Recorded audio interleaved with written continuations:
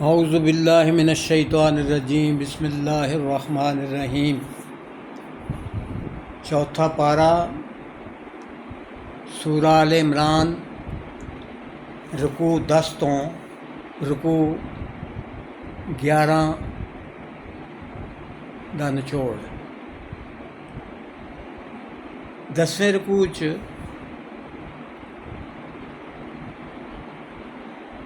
ਇਹ ਚੀਜ਼ ਵਾਜ਼ੇ ਕੀਤੀ ਗਈ ਹੈ ਵੀ ਨੇਕੀ ਤਾਂ ਉਸ ਬੰਦੇ ਦੀ ਹੈ ਜਿਹੜਾ ਆਪਦੀ ਬਹੁਤ ਹੀ ਪਿਆਰੀ ਸ਼ੈ ਅੱਲਾ ਦੀ ਰਾਹ ਵਿੱਚ ਖਰਚ ਕਰਦੇ ਨੇ।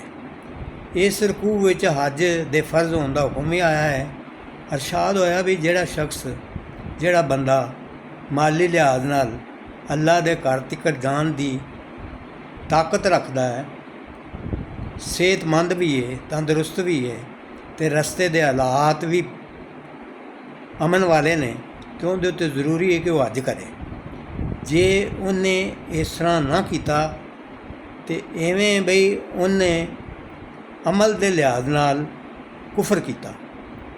ਅੱਲਾਹ ਤਾਲਾ ਗਨੀ ਹੈ, ਉਹਨੂੰ ਕਿਸੇ ਹੱਜ ਜਾਂ ਇਬਾਦਤ ਦੀ ਲੋੜ ਨਹੀਂ। ਜਿਹੜਾ ਬੰਦਾ ਵੀ ਨੇਕੀ ਕਰਦਾ ਹੈ ਆਪਦੇ ਹੀ ਭਲੇ ਲਈ ਕਰਦਾ ਹੈ। ਇਸ ਰਕੂ ਵਿੱਚ ਮੁਸਲਮਾਨਾਂ ਨੂੰ ਇਸ ਗੱਲ ਦਾ ਖਬਰਦਾਰ ਕੀਤਾ ਗਿਆ ਹੈ ਵੀ ਜੇ ਤੁਸੀਂ ਅਹਿਲੇ ਕਿਤਾਬ ਦੇ ਇੱਕ ਗਰੋਹ ਦੀ ਗੱਲ ਮੰਨ ਲਈ ਤਾਂ ਤੁਸੀਂ ਕੁਫਰ ਵੱਲ ਉਹ ਤੁਹਾਨੂੰ ਕੁਫਰ ਵੱਲ ਲੈ ਜਾਣਗੇ। ਉਹ ਆਪ ਤਾਂ ਰਾਹੋਂ ਕੁਰਾਨ ਨੇ ਔਰ ਜਾਣਦੇ ਨੇ ਅਸੀਂ ਤਾਂ ਰਾਹੋਂ ਕੁਰਾਨ, ਹੁਣ ਉਹ ਤੁਹਾਨੂੰ ਵੀ ਰਾਹੋਂ ਕੁਰਾਨ ਕਰਨ ਉੱਤੇ ਤੁਲੇ ਹੋਏ ਨੇ। 11ਵੇਂ ਰਕੂ 'ਚ ਫਰਮਾਇਆ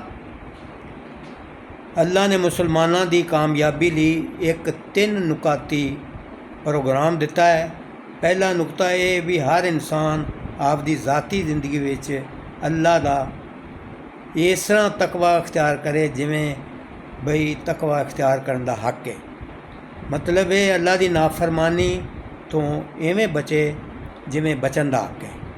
ਦੂਜਾ ਨੁਕਤਾ ਇਹ ਵੇ ਕਿ ਬਈ ਸਾਰੇ ਮੁਸਲਮਾਨ ਕੁਰਾਨ ਦੀ ਬੁਨਿਆਦ ਉੱਤੇ ਆਪਸ ਵਿੱਚ ਇਤਫਾਕ ਕਰ ਲੈਣ, ਇਤਿਹਾਦ ਕਰ ਲੈਣ, ਆਪ ਦਾ ਮਿਸ਼ਨ ਬਣਾ ਲੈਣ ਕਿ ਅਸਾਂ ਕੁਰਾਨ ਮਜੀਦ ਨੂੰ ਪੜ੍ਹਨਾ ਹੈ, ਸਮਝਣਾ ਹੈ, ਉਹਦੀਆਂ ਤਾਲੀਮ 'ਤੇ ਅਮਲ ਕਰਨਾ ਹੈ।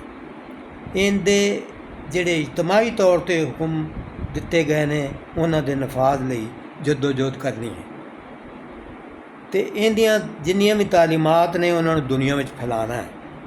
ਇਹ ਮਿਸ਼ਨ ਮੁਸਲਮਾਨਾਂ ਨੂੰ ਇਕੱਠਾ ਕਰ ਦੇਗਾ ਔਰ ਉਹਨਾਂ ਦਾ ਆਪਸ 'ਚ ਜਿਹੜਾ ਇਖਤਲਾਫ ਹੈ, ਇੰਤਸ਼ਾਰ ਹੈ, ਮੁੱਕ ਜਾਏਗਾ। ਇਸਲਾਮ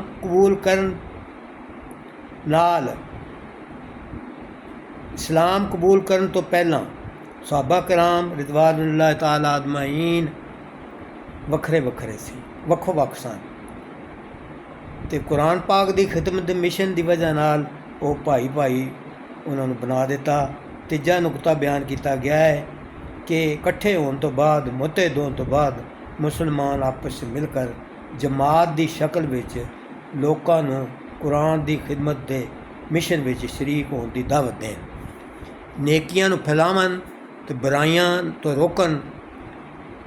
ਖੁਸ਼ਖਬਰੀ ਦਿੱਤੀ ਗਈ ਹੈ ਇਸ 3 ਨੁਕਤਿਆਂ ਦੇ ਪ੍ਰੋਗਰਾਮ ਨੂੰ ਅਖਤਿਆਰ ਕਰਨ ਵਾਲੇ ਹੀ ਦਿਹਾੜੇ ਕਿਆਮਤ ਦੇ ਕਾਮਯਾਬ ਹੋਣਗੇ।